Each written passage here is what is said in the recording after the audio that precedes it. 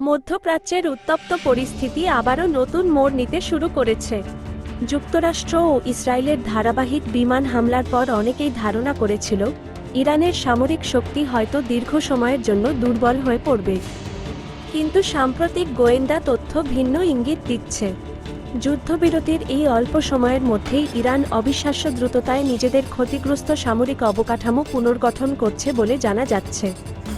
বিশেষ করে ড্রোন প্রযুক্তি ও ক্ষেপণাস্ত্র উৎপাদনের ক্ষেত্রে ইরান যে গতিতে ফিরে আসছে তা পশ্চিমা বিশ্বকে নতুন করে চিন্তায় ফেলেছে।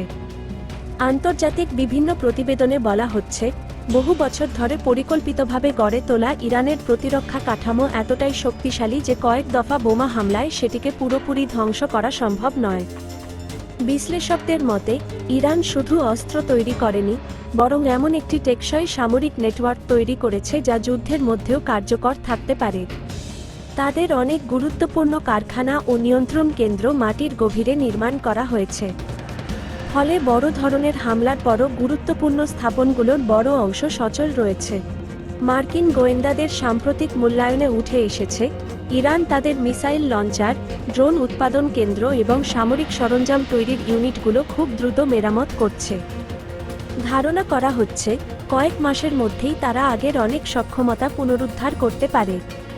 এই পরিস্থিতির পেছনে আরেকটি বড় কারণ হচ্ছে ইরানের শক্তিশালী সরবরাহ ব্যবস্থা।